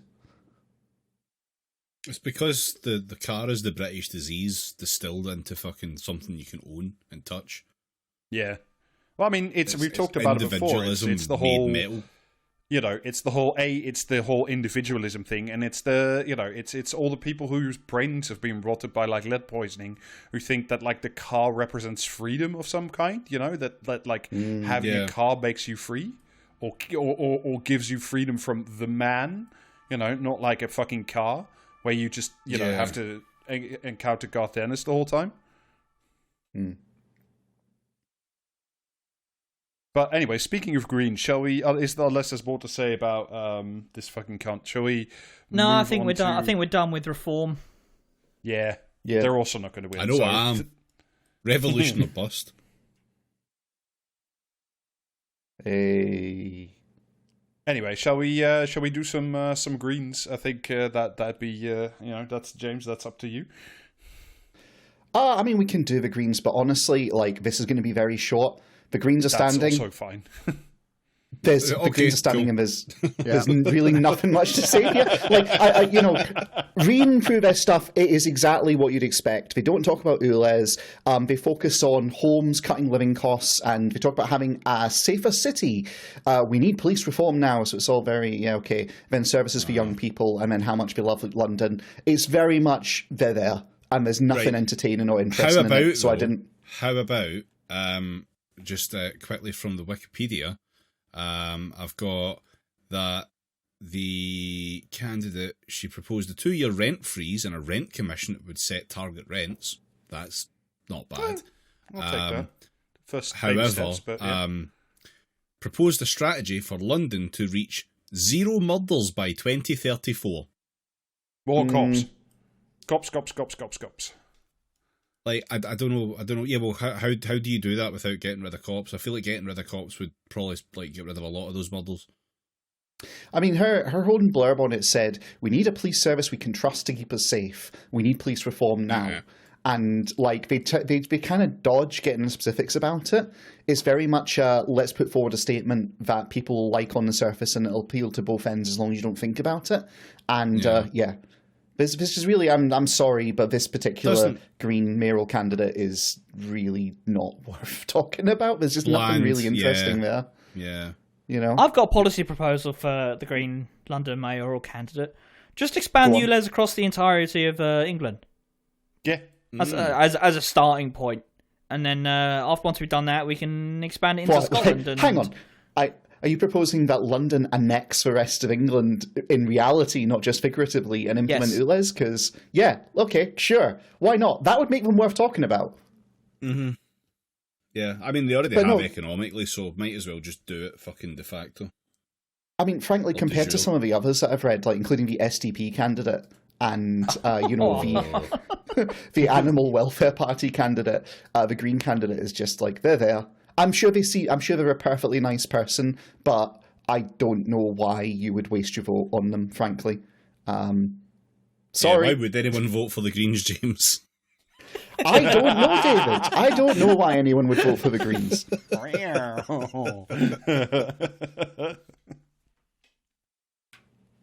But yeah. No, there's also... Well, who do you want to do next? Because, like, Rob, did you look one up that you wanted to talk about? I have some guys for you. Do you want to have a guy, or do you want to have some fascists from Jamie? Let's do the fascists from Jamie. Let's eat our veg, and then we'll do the guys, because I think we're thinking of the same guys as well, Rob. Go on, Jamie, what you got? I've got a message from Britain First mayoral candidate Nick Scanlon. Yes, let's go. Is it, why am I upside down on this lamppost? Not yet, but it will be. Dear voter, London is fast becoming a third world cesspit where crime is rampant and radical Islamist extremists dominate the streets. Homelessness has increased along with food bank usage, but spending on woke nonsense has exploded. And the reality is, we are running out of time to save and restore our beloved capital city. What was once a safe and cohesive city has been transformed into a crime-ridden, unrecognisable disaster zone. If you want change, vote for it. On Thursday, the 2nd of May, vote Britain First, no to immigration. Join the Helldivers today. Yeah. His policies... Can I briefly check? Is the mayor of London in charge of immigration? Because that'd be a discovery. All ethnics to be forcibly whitened.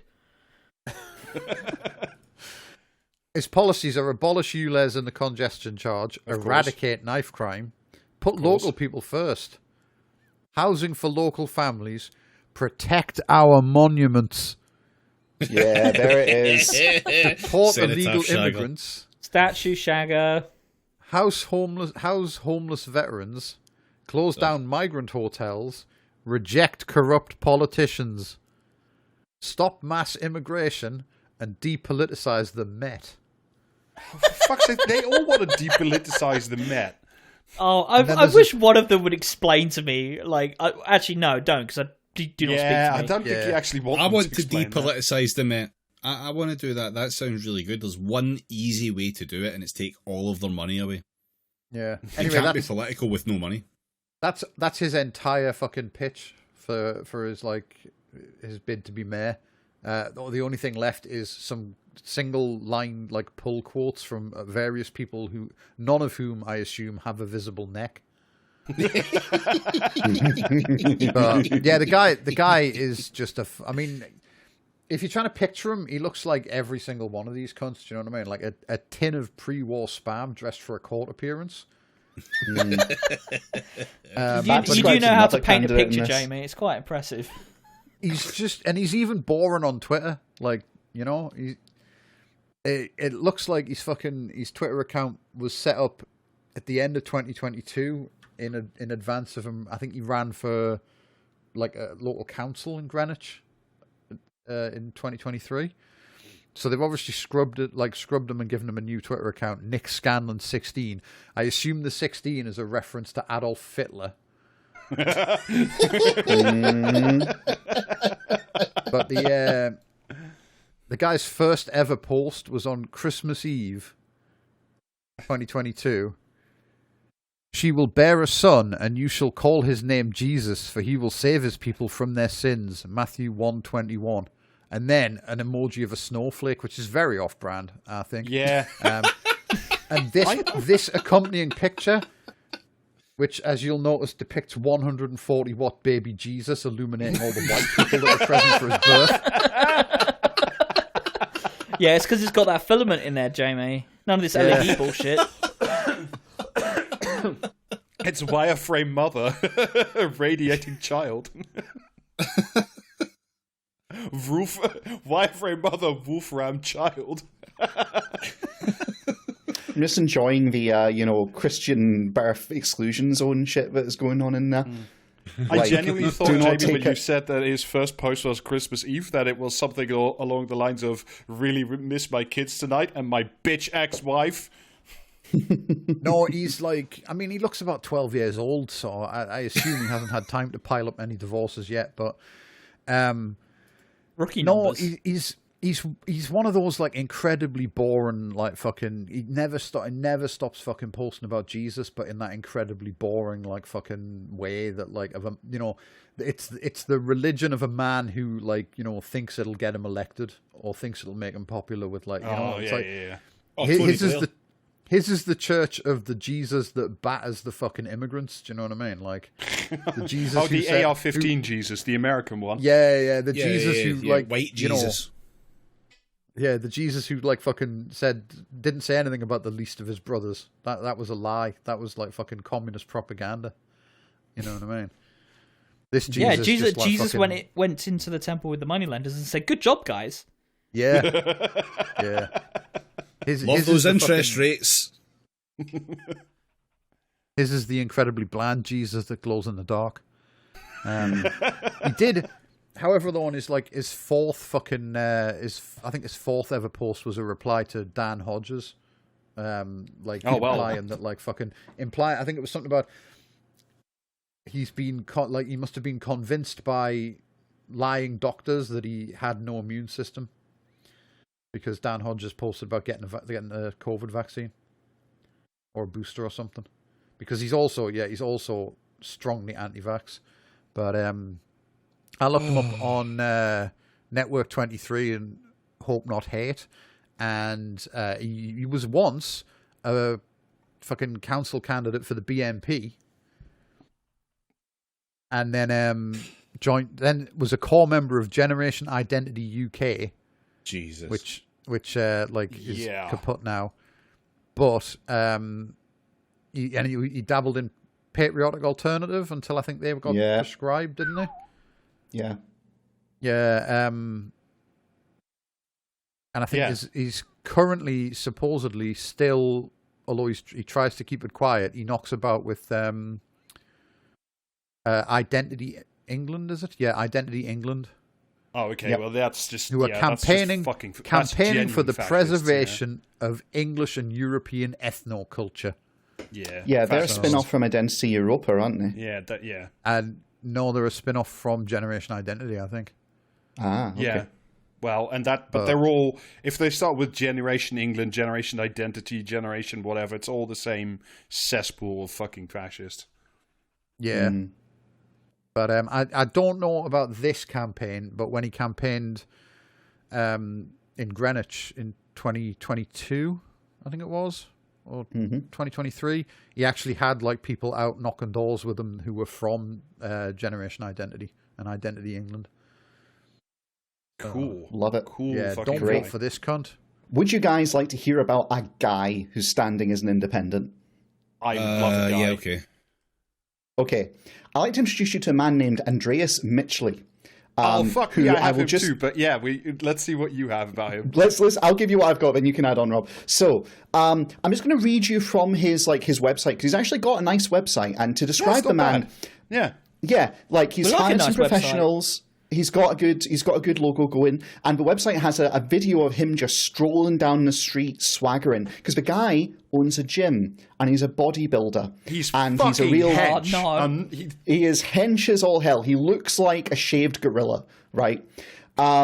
And apart from his goatee, which he's kept, he's got like a little. Oh no, he's actually grown out into a beard as well. He's got two hairstyles. He does. He's bald, and he's even got. Yeah, of course he is. How old is he? In his like 30s or something. Well, I mean, it's hard to tell with a sheer amount of gear he must be doing, frankly. Yeah, I was going to say, because if he's much older, he's either not had a heart attack yet or had several.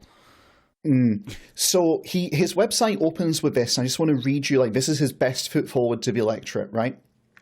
Andreas Mitchley is a proud father, health and fitness entrepreneur, businessman, campaigner, and lifelong Londoner. He is the founder of one of London's most acclaimed bodybuilding gyms, and he has dedicated his life to the pursuit of strength, discipline, and service to his community. I mean, he's not fucking During kidding. the I COVID posted his picture in the chat just now. Look, that is a hench mayor. That is an extremely on steroids man. Okay. But it continues. I bet if you cut him open, his heart would be the size of your head. His blurb continues. That photo doesn't have feet because he was drawn by. It doesn't have his feet in it because he was drawn by Rob Liefeld. That's what I His blurb continues. During the COVID-19 lockdowns of 2020, Andreas was issued with over £120,000 in fines and ordered to close his business. He refused, fought his case in court, and won with costs awarded.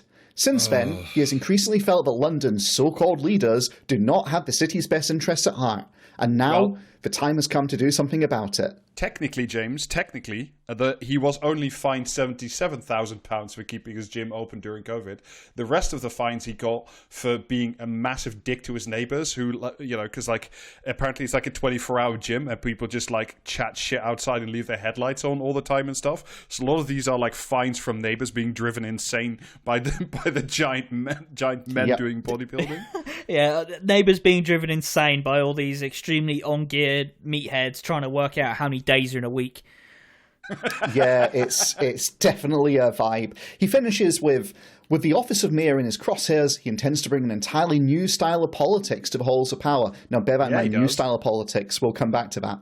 One informed not by a white-collar career among the managerial elite, nor by a selfish will to power, but by a ruthless work ethic cultivated through years of bodybuilding, entrepreneurship, and fighting for freedom.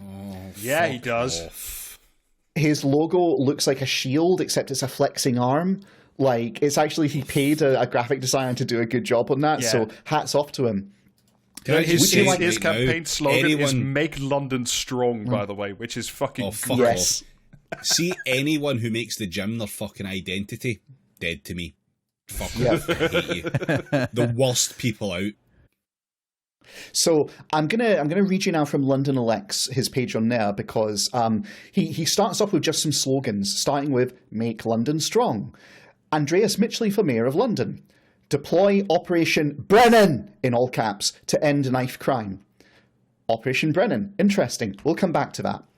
End radical reforms to fix our broken police force. Empower Londoners to take control of their health. Abolish ULEZ and get a handle on Transport for London's finances. Homes. Build strong, build plenty, build beautiful. The homes are fucking swole. They're all in like string vests. You know, there's no roof because they're bald.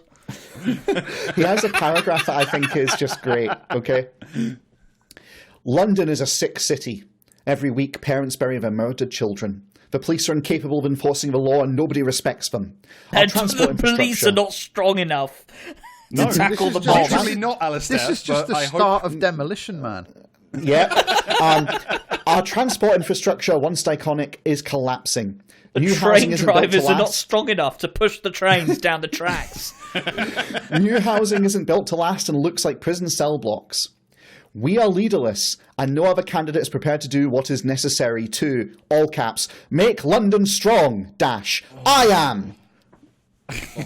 Would you like to hear about Operation Brennan?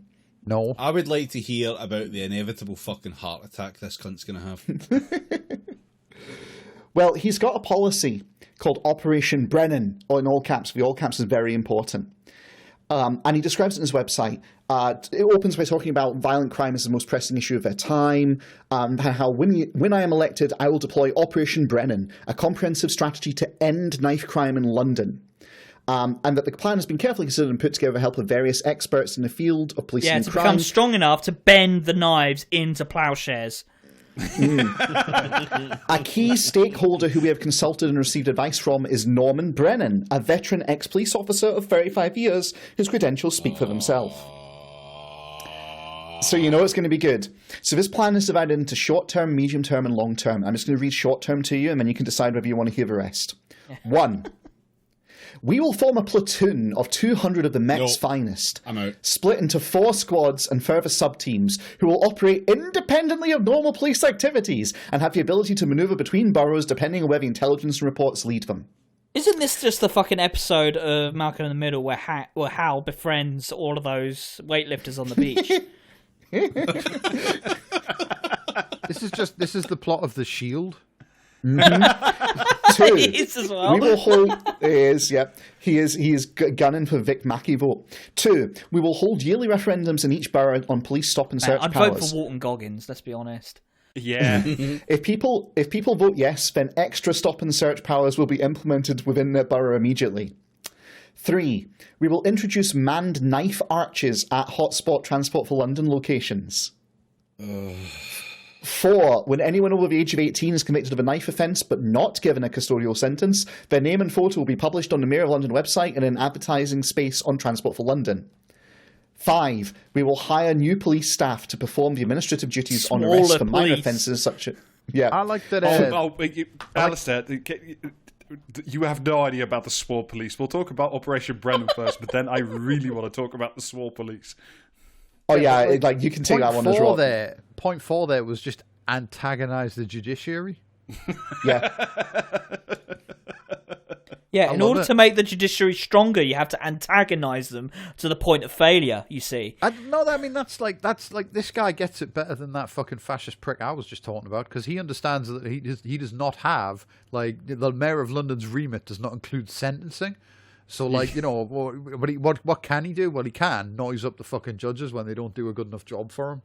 Mm-hmm. What he should be doing is promising to post judges' home addresses on the fucking mayor's website.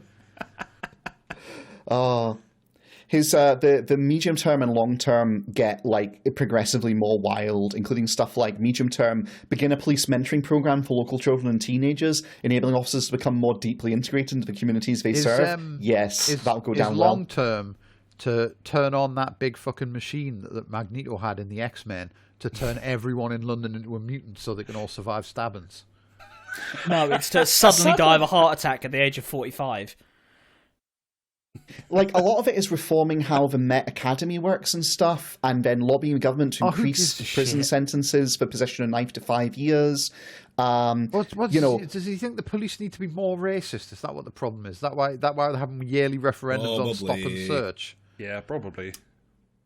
Yeah, there's also stuff like lobby the government to introduce new laws that penalise parents for their children carrying knives by requiring them to sit in the dock with their child when in court and compelling them to attend a 12-week course if their child is convicted. Like, yeah, that'll help. And then it does have, like, it's got the one token good policy, which is build community centres with sports facilities for children up to the age of 18 to focus on prevention of crime rather than treating symptoms after the fact. Accidentally coming up with a good policy because you want the children to be strong as well. Yeah. That's not the awesome part. What sport does he want them to take part in? Oh man, the awesomeness. But that's not the awesome part. The awesome part is how he wants to strengthen the cops. This is from his fucking platform. It's so fucking good.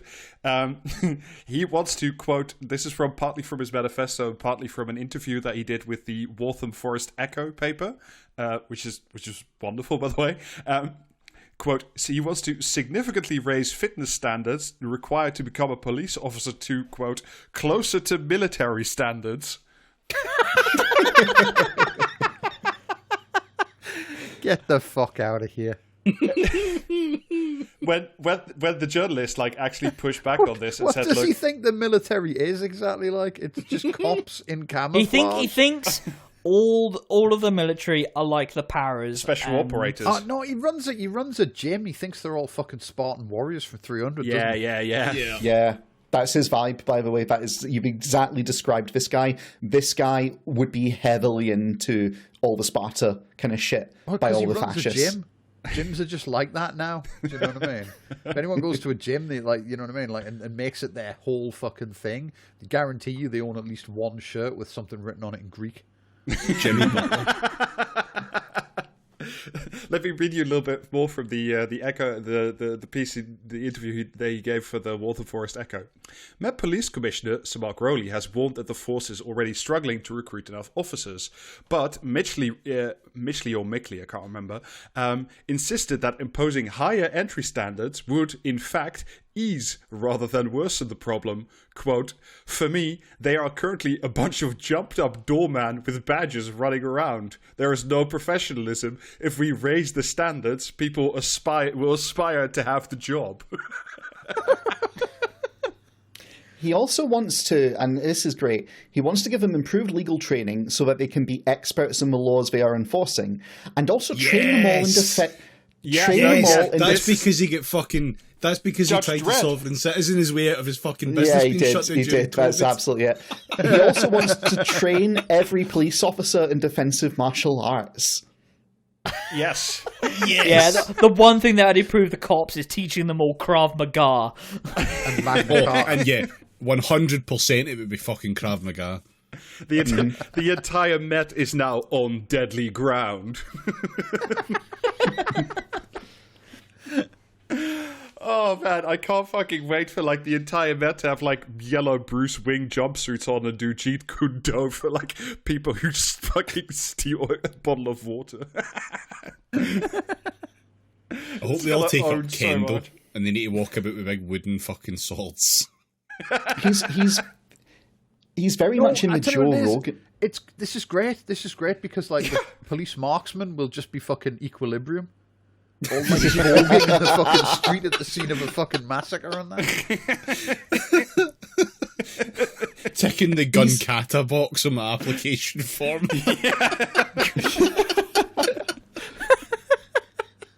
Who will win, the gun kata or Yoshimitsu, the police robot? It brings a whole new meaning to this flying squad. I'll say that. What's also great is like I swear to God this guy's a Joe Rogan listener, right? Because included in his police stuff is to deprioritize the enforcement of lighter drug offences like marijuana possession and take a harder stance on drugs like crack and heroin.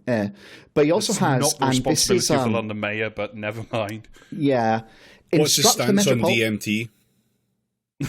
Unspecified. Bro, you've got to try DMT. That's his stance. Don't ask him what his stance on gear is. Anyway, he also has instruct the Metropolitan Police to end the recording of non-crime hate incidents and lobby the College of Policing to review its hate crimes operational guidance. So get rid of woke policing, basically, but let people smoke a blunt. But apart from that, he wants them to be all like yoked and have the ability to do Krav Maga. He also wants to restyle them. This is from a different interview that I read with him. Regarding policing, Mitchley said he wants to see a return to early 20th century style police uniforms for the Metropolitan Police. Yeah. They all have to carry a shield and a spear. No, I think that's fucking great. We should absolutely have all the cops be absolutely massive, but also covered in wool. Just getting arrested by a 12-packed Gerard Butler wielding a spear. just wearing a uniform fucking made out of 4 horsehair blankets. Absolutely hench as fuck, like bodybuilder cops with tiny little fucking tit helmets on top of them. Like a fucking pea on a drum at the top there, you know what I mean? But I think oh, go on. I have more good news for you. It's not just the cops that he wants to make hench. He wants to make you, the citizens of London, hench. This is so good. Okay, but it's us, the citizens of London, that do all the crime. So you know what I mean? He's just making a rod for his own police forces back here. Do you want to know? Do you want to know what my two favourite policies of this guy are? Because they're in the public health section, and they're fantastic. Do you want to guess one what of his them top wider policy? doors on all buildings. No. Do you want to hear what his number one Slower policy is in closing public doors health? on the fucking tube. Pull up Okay. bars in every tube station. His number one policy is subsidised gym memberships for public health. He gave an interview. From He the said man- actually he meant free gym memberships paid for by the Oh, London did he? Mayor's That's office. even Yeah. better. Fuck off. He also, and this is great, he wants to ban advertising of hyper-processed foods, okay? E.g. plant-based meat alternatives and fast food. It's got to be meat protein. He's the liver guy. Yeah. He's just Every Everyone resident, to be given one free liver every week. every resident in London gets an allotted set of time in the hyperbolic time chamber. Do you think like, you know, if this guy's a big raw meat guy as well, do you think he's going to be like that ancient Roman guy and give like his tapeworm a fucking job in the Senate?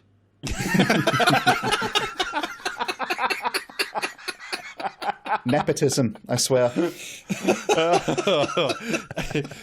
But James, that is not actually my favorite of. I mean, definitely the free gym memberships, which is fantastic. My second favorite one of his "Make London Strong," you know, the Citizen Strong package, is that he wants the London Mayor's office to provide personalised nutrition plans for all London residents. What? Oh man, Yeah.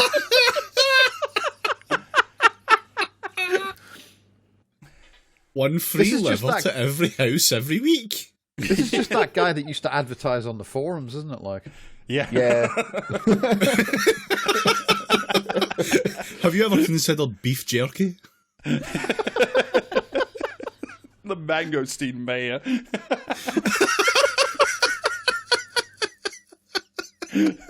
fucking nutrition plans. He's He can eat my shit and hair. That's a nutrition plan for the cunt. I mean, he's also gunning for the Green Vote because he's got an environment section which leads with abolish net punch zero CO2 targets. into submission.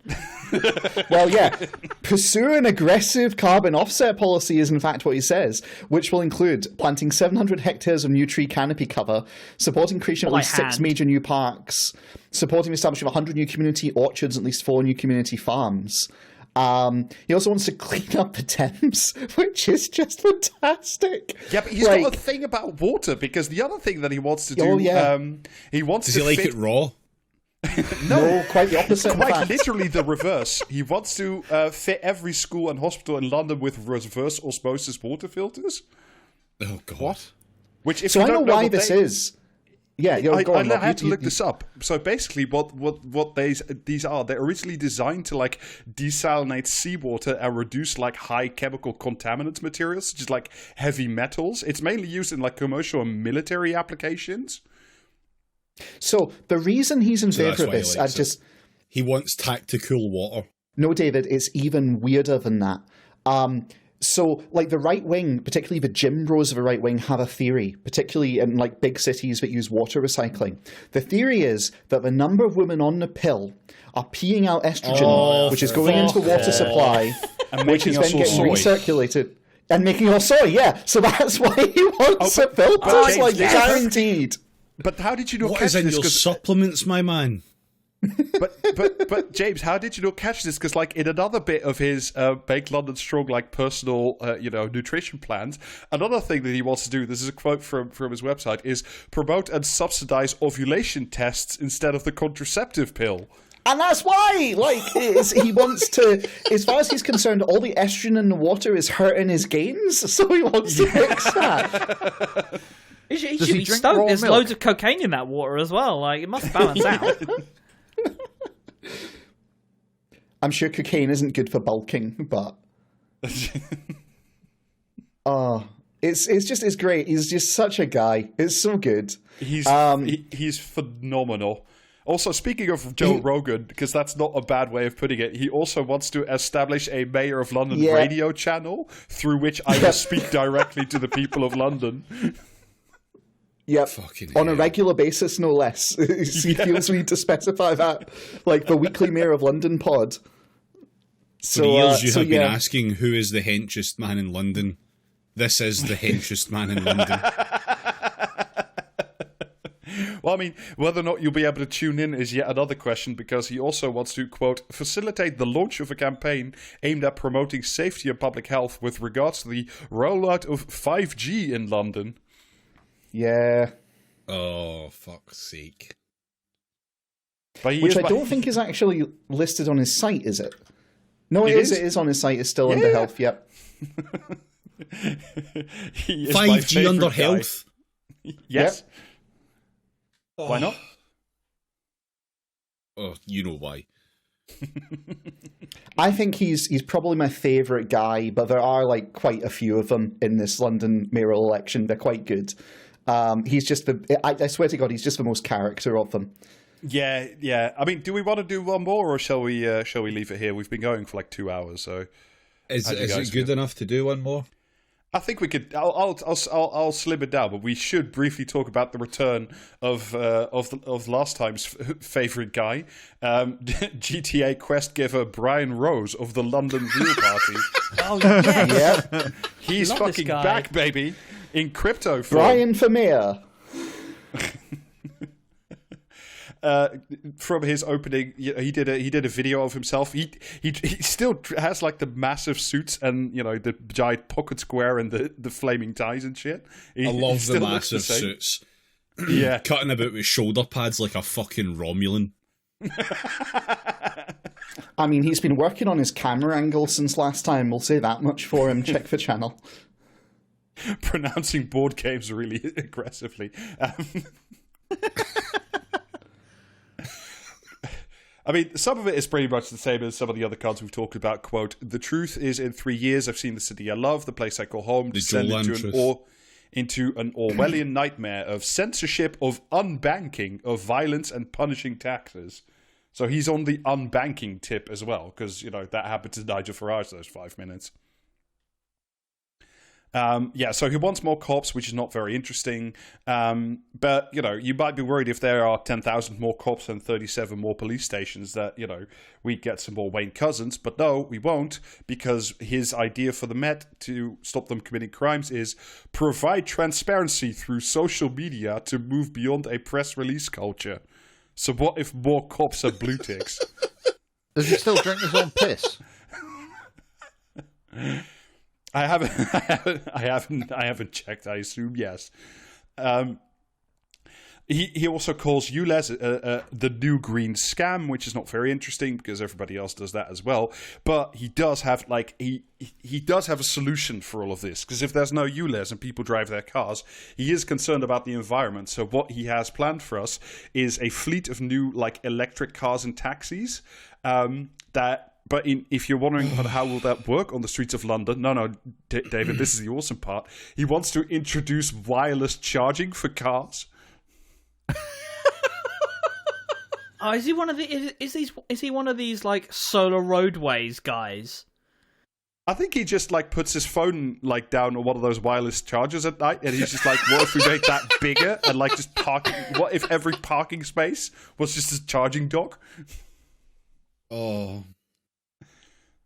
Brian Rose will finally bring us Tesla towers.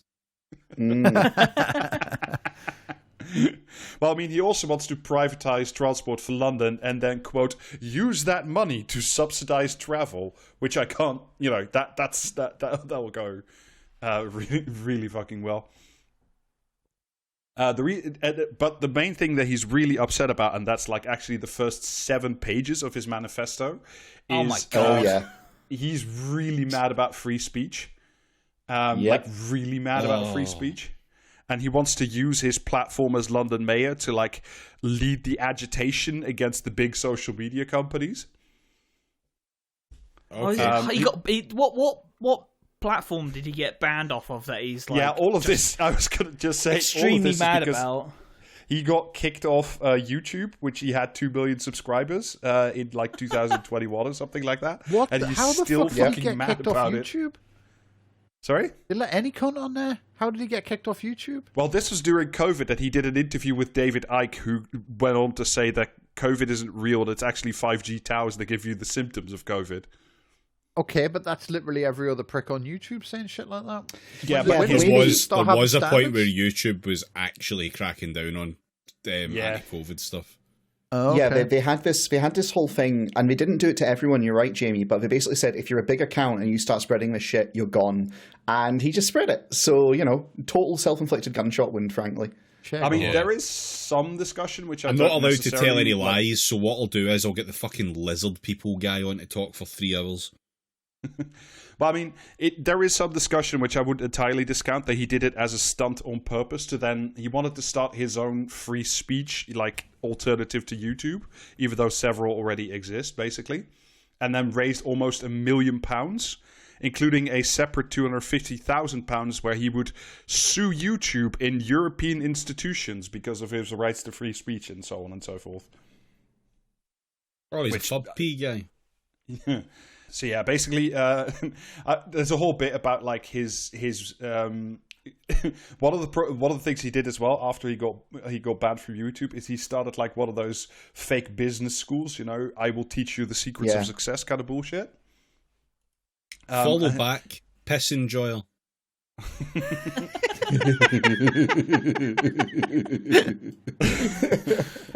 So Vice did it's an old article out, but they did a long article about his business school, which I'll just read from Vice.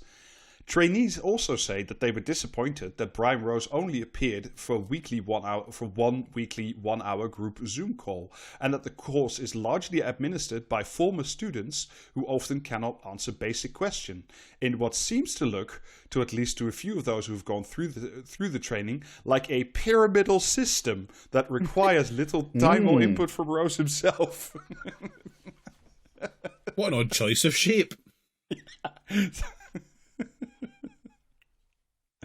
He was, and the basic all the stuff is pretty similar from the last time around, except this thing. He's got a B in his bonnet about like freedom of finance is what he calls it, and that apparently unbanking is a real problem that loads of people in London like genuinely suffer from, which is not the case, but and also the only people who are being unbanked are like the homeless and people that like the MI5 is chasing after. Quote, our financial institutions, once a bastion of London's global standing, have appointed themselves arbiters of whether people can even access banking, blah, blah. However, so instead what he wants to do is make London a centre of excellence for the cryptocurrency, blockchain, and Web3 sectors. Oh, fuck off. That's like hearing a fucking ghost. It's possible he just get banned from PayPal. It's entirely possible, but now instead you, the voter in London, if you vote for Brian Rose, he will introduce the London coin and put a £1 billion of London finance into it. Thought his whole thing was London real, but he keeps talking about this made up fucking currency. He's not as fun as the last time, actually. Quite frankly, my vote is going to go to making London strong. Yeah, that's last time he was talking about drinking his own piss, and the interview with the Chinese jacking off expert. Like, yeah, there was loads of shit last time. It was great. This time he's just kind of boring. Yeah, well, yeah, because he doesn't have his YouTube channel anymore. He's peaked. I think he's hired people to professionalize compared to last time. Never do that. Yeah, always a mistake. Look at us. Yeah. If he's hired people to professionalize him, why does he still dress like he's in a Batman cartoon? Because he's got a brand he's playing into. It's really as dumb as that.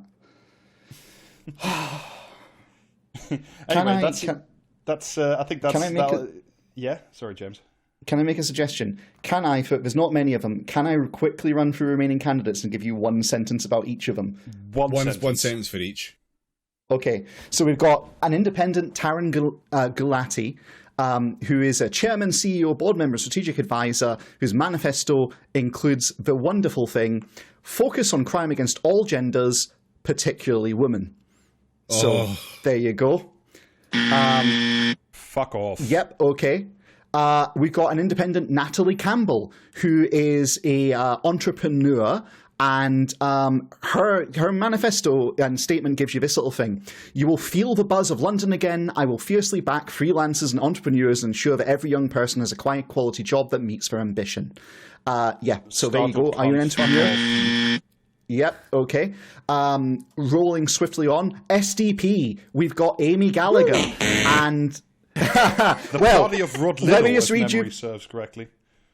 Yeah, let me read you just this opening. Stand up to woke. Don't divide us. All woke and DEI programs must be stopped. I will serve all Londoners equally with a colourblind policy. People will be judged. Hit the buzzers, David, please, for the love of God. Yeah, so stop. Yep. She sucks. We have Femi Amin, who's on behalf of the Animal Welfare Party, who, is just standing to do like some pretty sane, reasonable things like dedicate urgently needed space for nature and ensure pesticide and herbicide use become a thing of the past. Great. Okay, sure. Yep. Which then leads us to the final one that we can cover, which is Count Binface. Do you really need me to read? And that's your lot. Yeah, I'm still going for the hench guy. Got him. Do you know what? I'm glad I don't need to actually care about this, because the only thing that I find more fucking stupid than Scott Paul is London Paul. Londonistan Paul to you.